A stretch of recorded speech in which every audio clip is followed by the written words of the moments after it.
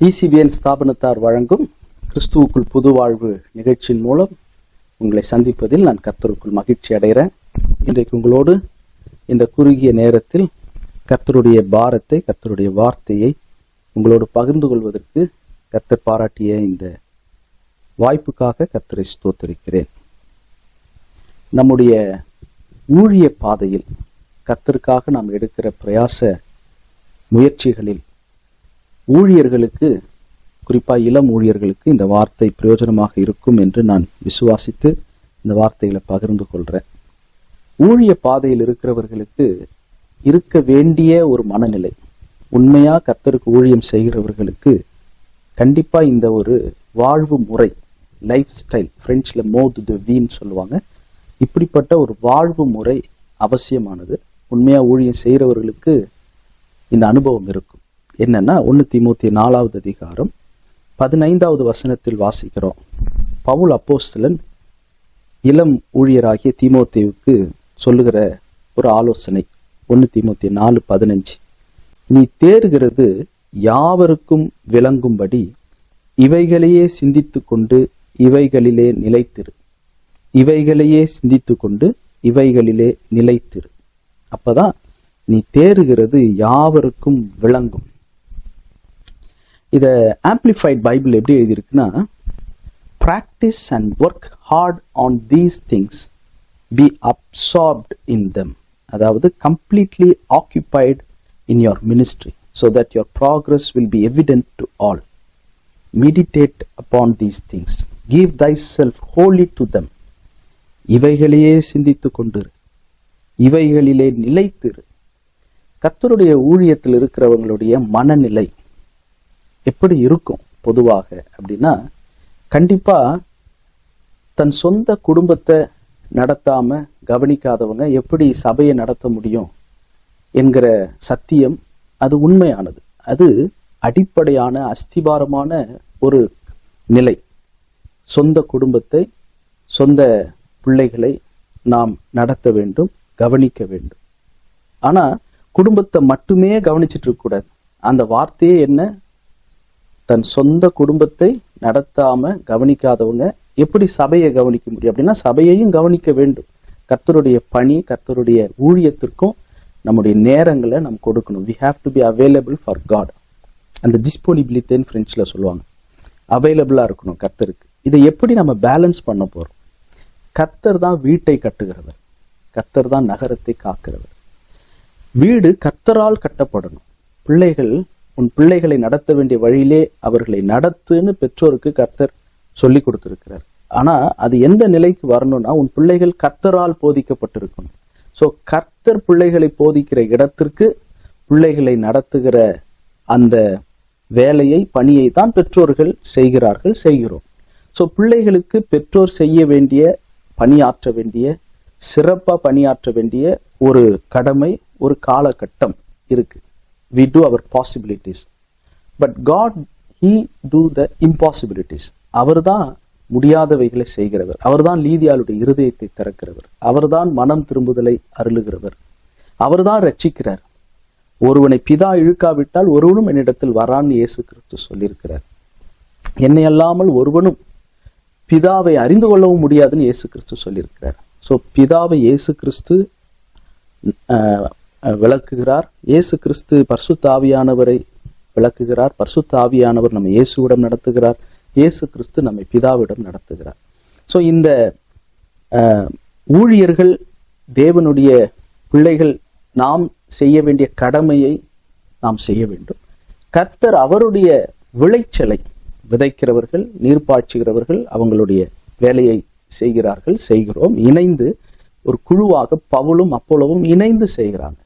விதைக்க வேண்டிய காலம், விதைக்கு தண்ணீர் ஊற்ற வேண்டிய காலம், இதை தொடர்ச்சியாக செய்யறாங்க. ஆனா விளைய செய்கிறவர் தேவன் தானே ஒழிய மனிதர்கள் அல்ல. இருவரும் ஒன்றாயிருக்கிறார்கள். அவர்கள் இருவரும் அவர்களுடைய கூலியை பெறுவார்கள். ஆனா கர்த்தர் தான் விளைய செய்கிறார். என்னாலே அன்றி உங்களால் ஒன்றும் செய்யக்கூடாது. கர்த்தர் தான் இங்கு மகிமைப்பட வேண்டும். நாம் அப்பிரயோஜனமான ஊழியக்காரர் செய்ய வேண்டிய கடமையை மாத்திரம் செய்கிறோம். இந்த மனநிலையில கர்த்தருடைய பணியில, அருட்பணியில தேவனுடைய கிரியைகளை நடப்பிக்க தேவனால் பயன்படுத்தப்படுகிற, தேவ அழைப்பு பெற்றிருக்கிற, கிருபை பெற்றிருக்கிற ஊழியர்களே, தேவ பிள்ளைகளே, இளம் ஊழியர்களே, நாம் தேறுகிறது யாவருக்கும் விளங்கும்படி இவைகளையே சிந்தித்து கொண்டு இவைகளிலே நிலைத்திருக்க நாம் பழக வேண்டும். அது ஒரு வாழ்வு முறை, அது ஒரு லைஃப் ஸ்டைல். நம்முடைய சிந்தனை, நம்முடைய நிலைத்திருக்கிற அந்த அபைடிங் பிளேஸ், எவைகளிலே நிலைத்திருக்கிறோம், எவைகளையே சிந்தித்து கொண்டிருக்கிறோம். Be completely occupied in your ministry. Be absorbed in them. Practice and work hard on these things. கர்த்தருடைய வேலையில, கர்த்தருடைய பணியில அவருடைய வார்த்தை பிரசங்கிக்கப்பட வேண்டும். அவருடைய சபை கட்டப்பட வேண்டும். இன்னும் அவரை குறித்து அறியாதவர்கள் அவரை அறிந்து கொள்ள வேண்டும். சுவிசேஷ நற்செய்தி பணியில பரிசுத்த வேதாகமத்தை இன்னும் கொண்டு செல்ல வேண்டும்.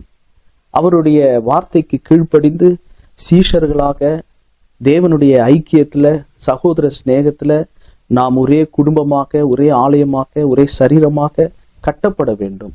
அதே நேரத்துல நாம் பிறருக்கு பிரயோஜனம் உள்ளவர்களாக தேவனுடைய ராஜ்யத்தின் நிமித்தம் நாம் புறப்பட்டு செல்லவும் வேண்டும். அந்த பேலன்ஸ்டா, அந்த சமநிலையோடு கர்த்தருடைய குடும்பத்தில் கர்த்தருடைய பிள்ளைகளோடு ஐக்கியப்படுவதிலையும் சபை கூடி வருதலை விட்டு விடாதபடிக்கு இணைந்து தேவ ராஜ்யத்துல ஒருவரால் ஒருவர் தேற்றப்பட்டும் வளரணும். அதே மூலமாக சபையின் மூலம் அனுப்பப்பட வேண்டும். அனுப்பப்படாவிட்டால் எப்படி பிரசங்கிப்பார்கள்? பிரசங்கிக்கிறவன் இல்லாவிட்டால் எப்படி கேள்விப்படுவார்கள்? அவங்க கேள்விப்படுவதனால தான் விசுவாசம் அவர்களுக்குள்ள கர்த்தர் உருவாக்குகிறார். ஸோ இந்த சபையின் மூலமாக மிஷனரி பணியின் மூலமாக சபை பிளான் பண்ணப்படுது. இந்த தொடர் வேலையை செய்கிறதற்கு எந்த கிருபையை, எந்த அழைப்பை, எந்தெந்த ஊழியர்கள் நாம் பெற்றிருக்கிறோமோ நாம் எல்லாரும் இவைகளையே சிந்தித்து கொண்டு இவைகளிலே நிலைத்திருக்க வேண்டும். சங்கீதம் 1வது அதிகாரத்துல நாம் அதை வாசிக்கிறோம்.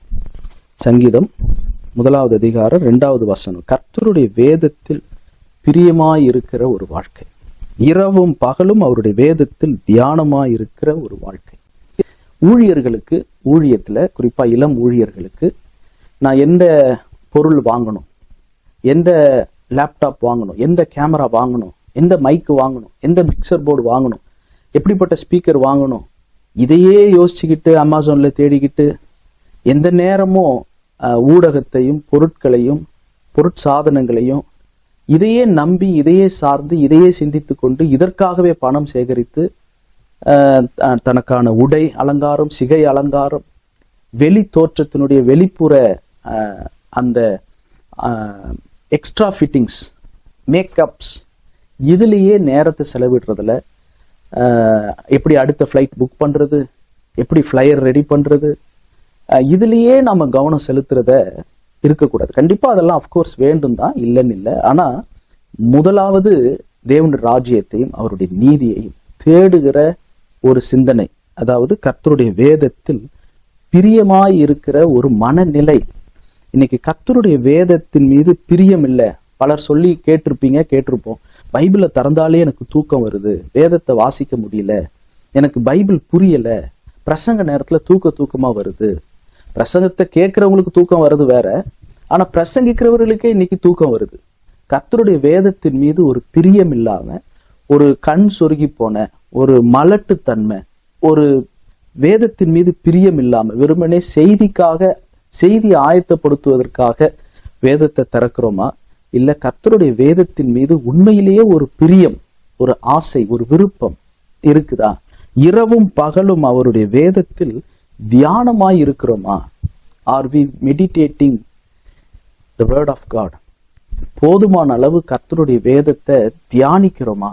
அதிலேயே சிந்தித்து கொண்டிருக்கிறோமா? அப்படி இருந்தால் அது நீர்க்கால்களின் ஓரமாய் நடப்பட்ட ஒரு வாழ்க்கை, தன் காலத்தில் தன் கனியை கொடுக்கிற ஒரு ஜீவியம், இலை உதிராதிருக்கிற ஒரு மரம். அவர்கள் செய்கிறது எல்லாம் வாய்க்கும். கர்த்தர் காரியங்களை வாய்க்க செய்வார். கர்த்தருடைய வேதத்தின் மீது ஒரு பிரியம், இரவும் பகலும் கர்த்தருடைய வேதத்தின் மீது ஒரு தியானம்.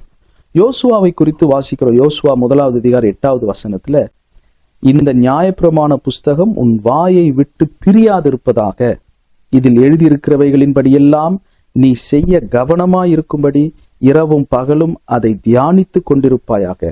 அப்பொழுது நீ உன் வழியை வாய்க்க பண்ணுவாய், அப்பொழுது புத்திமானாயும் நடந்து கொள்ளுவாய். உன் வாயை விட்டு பிரியாதிருப்பதாக, இதன்படி செய்ய கவனமாய் இருப்பாயாக. இரவும் பகலும் அதை தியானித்து கொண்டிருப்பாயாக. அப்பொழுது உன் வழி வாய்க்கும், நீ புத்திமானாய் நடந்து கொள்ளுவாய். கர்த்தருடைய வார்த்தையின் அந்த புஸ்தகம் வாயை விட்டு பிரியக்கூடாது. நம்மளுடைய பேச்சு, conversation, how we talk, always propagating the word of God, always explaining the word of God. கர்த்தருடைய வார்த்தையை விளக்குவது, கர்த்தருடைய வார்த்தையின் அடிப்படையில் பேசுவது. கர்த்தருடைய வார்த்தையை பேசுவதுன்னா என்ன அர்த்தம்? கர்த்தருடைய வார்த்தையின் வரம்பு எல்லைக்குள் நம்முடைய பேச்சு, அந்த நாகரிகமான கர்த்தருடைய வேதத்தின் நாகரிகம், கர்த்தருடைய வேதத்தின் கலாச்சாரம், கர்த்தர் போதிக்கிற முறையின்படி பேச, கர்த்தருடைய சித்தத்தை பேச, speaking, talking and expressing the will of God. ஒரு சூழ்நிலையில என்னுடைய சுய நீதியின் அடிப்படையில பேசாம தேவ நீதியின் அடிப்படையில பேசணும். என்னுடைய கோபம் தேவனுடைய நீதியை நடப்பிக்காது. அப்ப கோபப்படாம நிதானமாக தேவ அன்பை பிரதிபலிக்கிறவர்களாக பேச நம்முடைய வாயின் வார்த்தைகள் கர்த்தருக்கு பிரியமானதாக இருக்க வேண்டும். அப்போஸ்தலர் புஸ்தகத்தில் நாம் வாசிக்கிறோம். அப்போஸ்தலர் 6வது அதிகாரத்துல வாசிக்கிறோம்.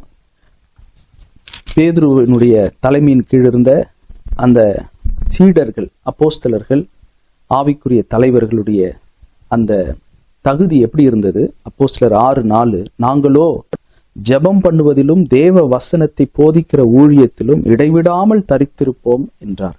நாங்களோ ஜெபம் பண்ணுவதில் இடைவிடாமல் தரித்திருப்போம். கர்த்தருடைய வேதத்துல இரவும் பகலும் தியானம். கர்த்தருடைய வார்த்தை என் வாயை விட்டு பிரியாது இருக்கணும். இவைகளின்படி செய்ய கவனமா இருக்கணும். அப்போது புத்திமானா நடந்து கொள்ள முடியும். அப்போது நாம் செய்வதெல்லாம் வாய்க்கும். கர்த்தருடைய வேதத்தின் மீது பிரியம், இவைகளையே சிந்தித்துக் கொண்டு இவைகளிலே நிலைத்திருக்கிற ஒரு நிலைப்பாடு, ஜெபம் பண்ணுவதில் இடைவிடாமல் தரித்திருக்கிற ஒரு ஆவிக்குரிய வாழ்வு. எவ்வளவு நேரம் ஜெபிக்கணும் அப்படின்னு பல பேர் கேட்பாங்க. நீங்க எவ்வளவு நேரம் ஜெபிக்கிறீங்க சிஸ்டர், எவ்வளவு நேரம் ஜெபிக்கிறீங்க பிரதர்னு கேட்பாங்க. சில பேர் தங்களுடைய ஜெபத்தினுடைய நேரத்தை சொல்லி ஆவிக்குரிய பெருமை பாராட்டுகிறவர்களும் உண்டு. ஜெபத்தினுடைய நேரம் எவ்வளவு என்பதை விட ஜெபத்தினுடைய தரம் முக்கியமானதுன்னு வாதிடுகிறவர்களும் உண்டு. ஜெபிக்கிறது எப்படி இருக்க வேண்டும்? ஒரு வசனத்தை சொன்னா அது தெளிவா புரியும். காலையில ஜெபிக்கணுமா, 3 முறை ஜெபிக்கணுமா, இரவு முழுவதும் ஆல் நைட் பிரேயர் பண்ணுமா, எப்படி ஜெபிக்கணும்? லூக்கா 18:1 ஒரே வார்த்தையில சொல்லப்பட்டிருக்கு, சோர்ந்து போகாமல் எப்பொழுதும் ஜெபம் பண்ண வேண்டும். இதை டிஃப்ரெண்ட் டிரான்ஸ்லேஷன்ல நான் எழுதி கொண்டு வந்தேன். லூக்கா 18:1, pray at all times, எல்லா காலங்களிலும் ஜெபிக்க வேண்டும். pray continually, have a fellowship with God, தேவனோடு ஒரு ஐக்கியத்தை வைத்துக் கொள்வதற்காக தான் நாம் ஜெபிக்கிறோம். தேவனோடு ஐக்கியமாய் இருப்பது. praying continually, தொடர்ந்து ஜெபிப்பது, தொடர் ஜெபம், விடாமுயற்சி, ஜெபத்தில் கர்த்தரோடு ஐக்கியமாய் இருப்பது. praying at all times, எல்லா சூழ்நிலைகளையும், சாதகமோ பாதகமோ, விரும்புதோ விரும்பலையோ மனசு கர்த்தரிடத்துல ஜெபித்து கொண்டிருக்கிற ஒரு ஜெப ஆவி, ஜெப நிலை, ஜெப சிந்தை. do not get tired on making prayer, ஜெபிக்கிறதுல சோர்ந்து போகக்கூடாது. அதுதான் நம்ம லூக்கா 18:1 வாசிக்கிறோம். சோர்ந்து போகாமல் எப்பொழுதும் ஜெபம் பண்ண வேண்டும். do not get tired on making prayer, do not become discouraged to pray, ஜெபிப்பதில் மன தோய்வு, ஒரு உற்சாகமின்மை, ஒரு அலட்டு தன்மை, ஒரு சோர்ந்து போகாமல். அப்படின்னா சோர்ந்து போய்விடுவோம். ஒரு காரியத்துக்காக திரும்ப திரும்ப ஜெபிக்கிறோம், சோர்வு வருவதற்கு வாய்ப்புண்டு. So do not become discouraged to pray, do not get tired on making prayer, do not lose heart to pray. மனதை விட்டுட வேண்டாம், மனசை விட்டுட வேண்டாம், நம்பிக்கை இழந்துட வேண்டாம். do not lose heart to pray. And do not give up to pray always. எப்போதும் ஜெபிக்கிறத கைவிட்டு விட வேண்டாம். Do not give up. Do not lose heart. Do not become discouraged to pray, or do not get tired on making prayer. Pray at all times continually to have a healthy fellowship with God. கர்த்தரோடு ஒரு நல்ல இறுக்கமான உறுதியான நிலைத்திருக்கிற ஒரு ஐக்கியத்தை வளர்த்து கொள்வதற்கு நாங்களோ, அப்படிதான் அப்போஸ்தலர்கள் சொல்றாங்க, சபைகளை நிறுவுகிற, மிஷனரிகளாக புறப்பட்டு போகிற, கர்த்தருடைய அழைப்பின் அடிப்படையில் புறப்பட்டு போகிறவர்கள், தன்னுடைய மொழி பேசாத, கால சூழ்நிலையும் கலாச்சாரங்களும் வேற்று கலாச்சார மக்களோடு ஊழியம் செய்கிற மிஷனரிகள், அப்போஸ்தலர்கள் சொல்றாங்க, நாங்களோ ஜெபம் பண்ணுவதில் இடைவிடாமல் தரித்திருப்போம். அப்போஸ்தலர்கள் இதை சொல்றாங்கன்னா, அப்ப ஒரே கலாச்சாரத்துல ஒரே மொழி பேசுகிற ஒரு இடத்திலிருந்து ஊழியம் செய்கிறவர்களுக்கு எவ்வளவு ஜெபம் அவசியமானது. இயேசு கிறிஸ்து அவருடைய சீஷனாகிய பேதுருக்கு, நான் உனக்கு ஆள்பலத்தை தரேன், உனக்காக நான் கட்டிடங்களை தரேன், உனக்காக நான் தூதர்களை அனுப்புறேன், அப்படியெல்லாம் பேதுருக்கிட்ட இயேசு கிறிஸ்து சொல்லல.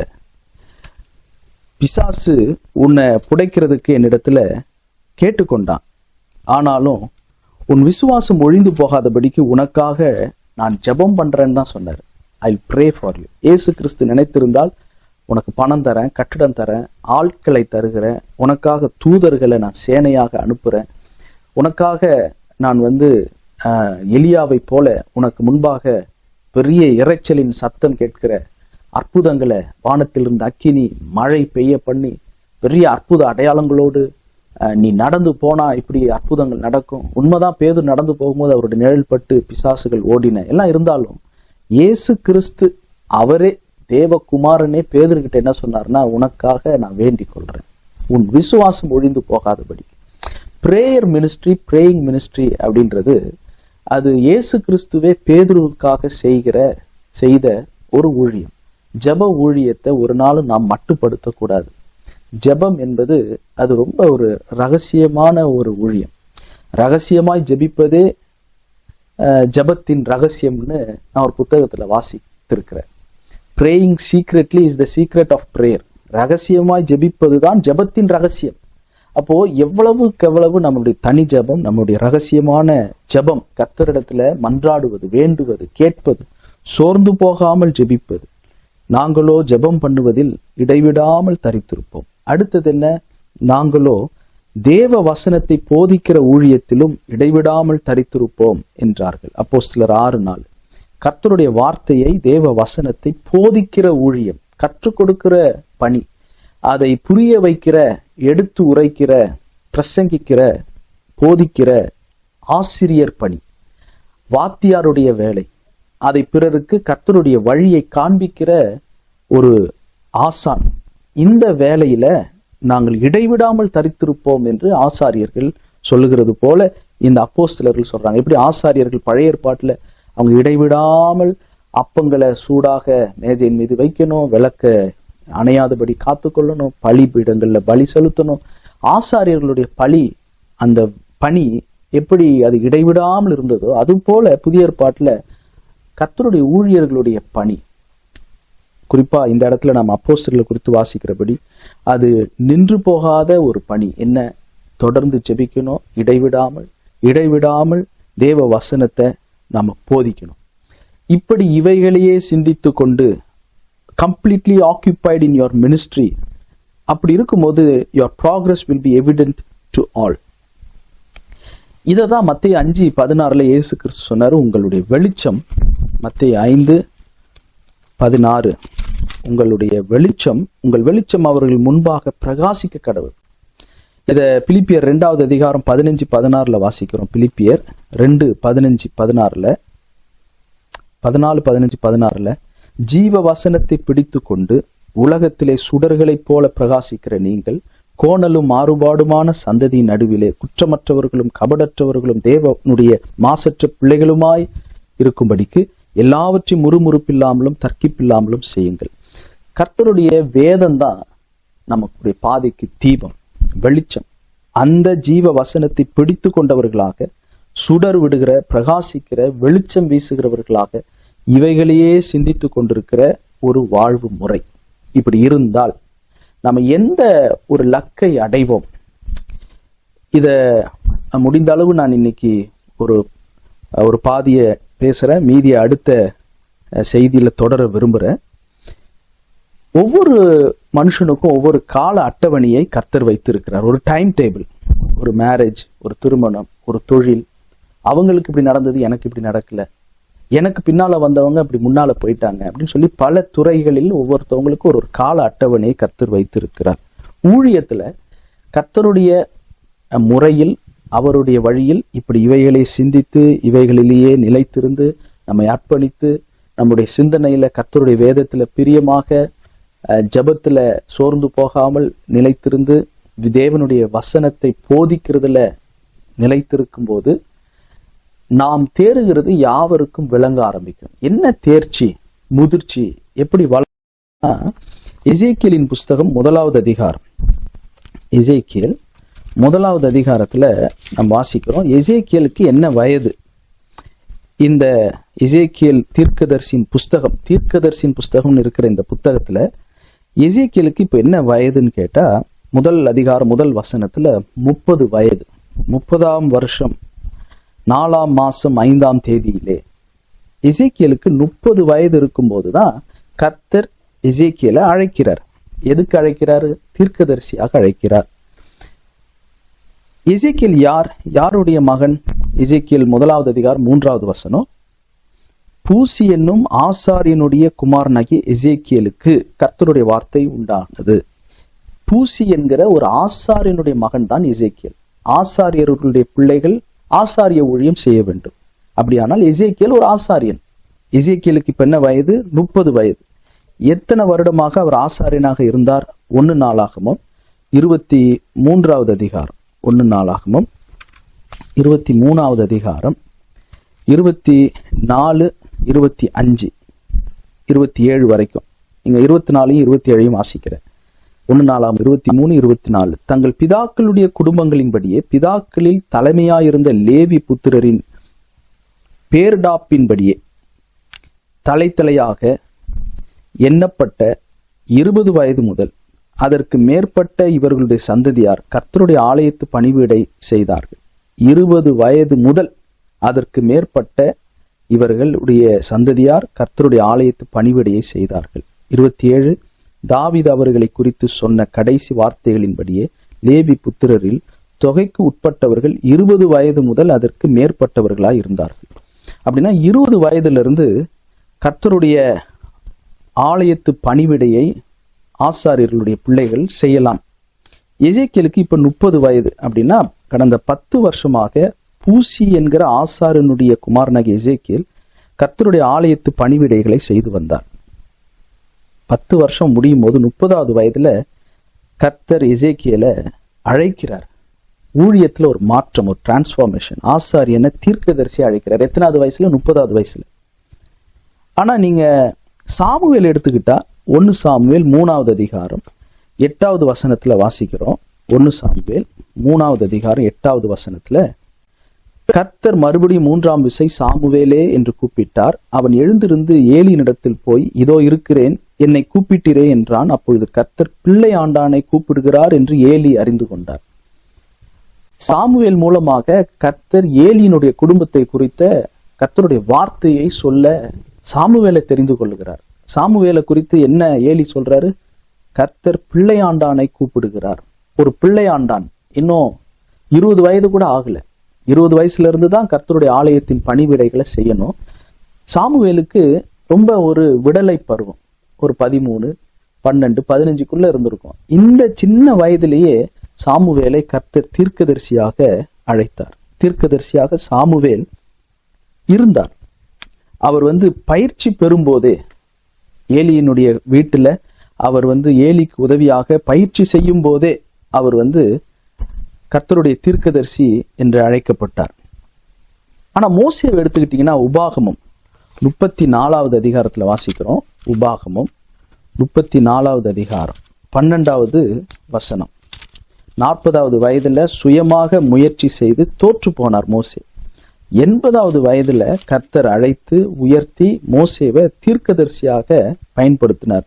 அதனாலதான் உபாகம் 34:12 கர்த்தரை முகமுகமாய் அறிந்த மோசேயை போல ஒரு தீர்க்கதரிசியும் இஸ்ரவேலில் அப்புறம் எழும்பினதில்லை என்று விளங்கும்.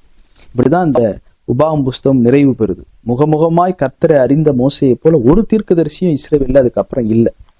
ஆனா அப்ப என்ன வயது? 80 வயது. 80வது வயதுல தான் மோசேவை கர்த்தர் தீர்க்கதரிசியாக அழைத்து உயர்த்துகிறார். அது வரைக்கும் சுயமாய் முயற்சித்த மோசே தோல்வியை கண்டார். At the age of 80 he became a prophet. ஆனா சாமுவேல் அவர் பிள்ளையாண்டானாக இருக்கும் போதே அவர் தீர்க்கதரிசியாக இருந்தார். எசேக்கியேல் 30வது வயதுல தான் தீர்க்கதரிசியாக அழைக்கப்பட்டார். 20 வயதிலிருந்து 30 வயது வரைக்கும் அவருடைய தகப்பனாகிய பூசியோடு கூட ஆசாரிய பணிவிடைய தேவனுடைய ஆலயத்துல செய்து வந்தார். நம்முடைய தேவன் அவர் ஒரு தனிப்பட்ட தேவன். அவர் God is a personal God. ஒவ்வொருத்தவங்களுக்கும் ஒவ்வொரு டைம் டேபிள், ஒரு கால அட்டவணையை கர்த்தர் வைத்திருக்கிறார். எசேக்கியேல் 1வது அதிகாரம் 3வது வசனத்துல வாசிக்கிறது தான் இன்னைக்கு உங்களோடு கூட வலியுறுத்தி அழுத்தி மனதில் பதிக்க வைக்கணும்னு சொல்லி நான் சொல்ல விரும்புறேன்.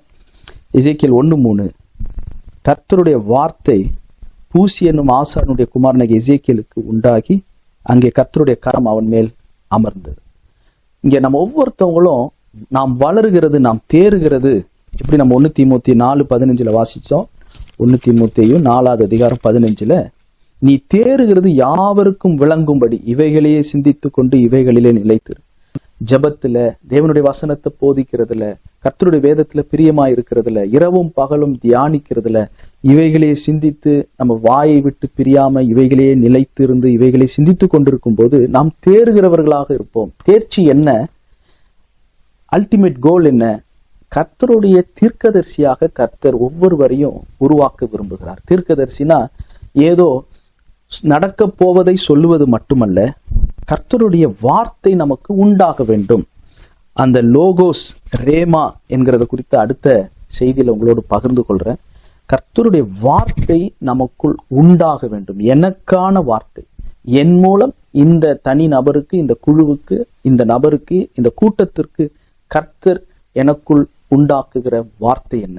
இதை சிந்திப்பது, இதை மொழிபெயர்ப்பது, கர்த்தருடைய இருதயத்தை மொழிபெயர்த்து பேசுவது, கர்த்தர் எனக்காக பேசுகிற வார்த்தை, இந்த அனுபவத்திற்குள் வளர்கிறது தேர்ச்சி. இந்த தேறுதல், நீ தேறுகிறது யாவருக்கும் விளங்கணும்.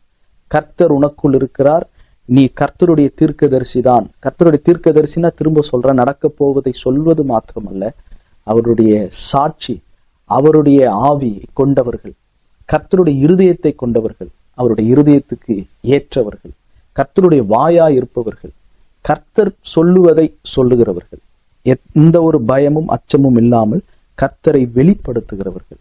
அப்படிப்பட்ட ஒரு தேர்ச்சி, முதிர்ச்சி, அப்படி தேறுகிறது யாவருக்கும் விளங்கும்படி. அந்த வசனத்தை வாசித்து ஜெபிப்போம்.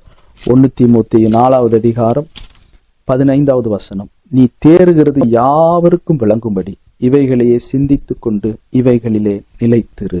உன்னை குறித்தும் உபதேசத்தை குறித்தும் எச்சரிக்கையாய் இரு. இவைகளில் நிலை கொண்டிரு. இப்படி செய்வாயானால் உன்னையும் உன் உபதேசத்தை கேட்பவர்களையும் ரட்சித்துக் கொள்ளுவாய். ஜெபிப்போம். பரிசுத்தமுள்ள பிதாவே, எசேக்கியேலுக்கு 30வது வயதில் ஒரு அட்டவணையை வைத்திருந்தீர். சாமுவேலுக்கு பிள்ளையாண்டானாக இருக்கும் போதே தீர்க்கதரிசியாக உருவாக்கினீர். மோசேவை 80வது வயதில் தான் தீர்க்கதரிசியாக அழைத்து உயர்த்தினீர். எங்களுடைய வாழ்க்கையிலும் கர்த்தர் நீர் நியமித்திருக்கிற காலத்தில் நீர் விரும்புகிறபடி உம்முடைய பணியை செய்வதற்கு, நீர் நியமித்த கிரியை செய்து முடிப்பதற்கு நாங்கள் தேர வேண்டுமானால் இவைகளையே சிந்தித்து கொண்டு இவைகளிலேயே நிலைத்திருக்க உம்முடைய வார்த்தை, உம்மோடு பேசுகிற ஜெபம், உம்முடைய வேதத்தை போதிக்கிற அந்த பணி, இவைகளில் நிலைத்திருக்க, இப்படி எங்களுடைய இருதயம் உமக்கென்று அர்ப்பணிக்கப்பட்ட ஒரு கான்செக்ரேட்டட் லைஃப் வாழ்வதற்கு எங்கள் வாழ்வு முறையை மாற்றும். இதை கேட்கிற இளம் ஊழியர்கள் அவர்களுடைய வாழ்க்கையில் இப்படிப்பட்ட ஒரு அனுபவத்தை தாரும். அவருடைய சிந்தனை, அவர்களுடைய பிரியம் கர்த்தருடைய வேதத்தில் இருக்கட்டும். சோர்ந்து போகாமல், இடை விடாமல் எப்போதும் ஜெபிக்க, ஜெப நேரம் ஜெப வாழ்வாக மாறட்டும். கிருபை அளிப்பீராக. கர்த்தருடைய வார்த்தை உண்டாகிற அனுபவம் ஒவ்வொருவருக்குள்ளும் உண்டாகட்டும். இந்த ஜெபத்தை எங்கள் ஆண்டவராகிய இயேசு கிறிஸ்துவின் மூலமே ஜெபிக்கிறோம் பிதாவே. ஆமேன். ஆமேன். God bless you.